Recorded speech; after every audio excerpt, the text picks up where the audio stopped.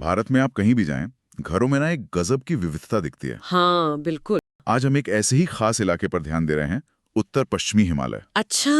और हमारे पास जो स्रोत है आज, वो अपने आप में बहुत महत्वपूर्ण है। जी। ये CSIR CBRI मतलब central building research institute Roorkee, हाँ उनके एक बड़े प्रोजेक्ट का हिस्सा है। हाँ, सुना है मैंने इसके बारे में। भारतीय आवास सार संग्रह। बिल्कुल, इंडियन हाउसिंग एनसाइक्लोपीडिया। हम्म। सोचिए, पूरे भारत की आवास शैलियों का एक विश्वकोश। अरे वाह, ये तो बहुत बड़ा काम है। और इसका पहला खंड, जिसका नेतृत्व वैज्ञानिक अनूप कुमार प्रसाद ने किया है, वो उत्तर पश्चिमी हिमालय के भतार घरों पर है। भतार घर, दिलचस्प नाम है।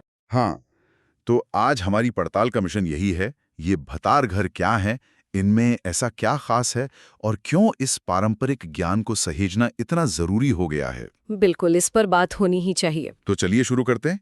ये भतार आखिर है क्या चीज? ये घर आपको मिलेंगे मुख्य रूप से उत्तर पश्चिमी हिमालय के ठंडे पहाड़ी इलाकों में। जी।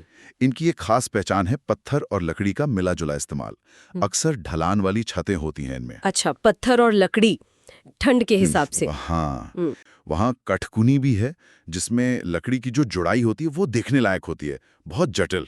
हाँ, कटकुनी का नाम तो सुना है, इंटरलॉकिंग लकड़ी की तकनीक। हाँ जी, वही। और मटकांडा भी है, जो मिट्टी और पत्थर पर ज्यादा निर्भर करती है। तो मतलब विविधता तो काफी है उस क्षेत्र में। बहुत ज्यादा। ये विविधता ही इस क्षेत्र की खासियत है।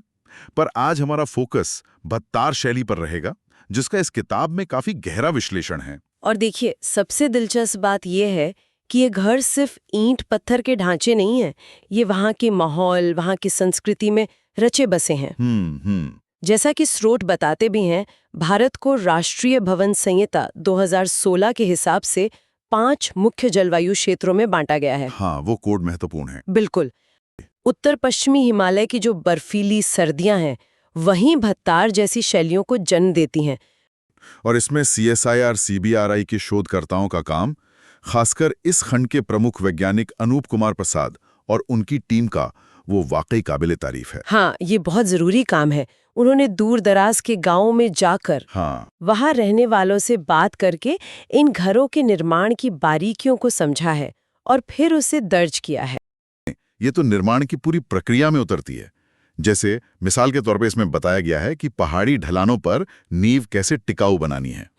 उसके लिए खास तरह की रिटेनिंग वॉल, मतलब जो थामने वाली दीवारें होती हैं, वो कैसे बनती हैं। ये तो बहुत प्रैक्टिकल जानकारी हुई। हाँ, या फिर दीवारों और छतों के अलग अलग प्रकार क्या हैं, दरवाजे खिड़कियों को मौसम की मार झेलने लायक कैसे बनाया जाता है, सब कुछ। हाँ, इसमें दिए रहे जो प्रैक्टिकल गाइडलाइंस हैं और ग्राफिकल चित्र हैं, वो इसे सिर्फ पढ़ने की चीज नहीं बनाते, समझने और शायद इस्तेमाल करने लायक भी। बिल्कुल, ये वाकई में अंदर तक की जानकारी देती है किताब। बिल्कुल।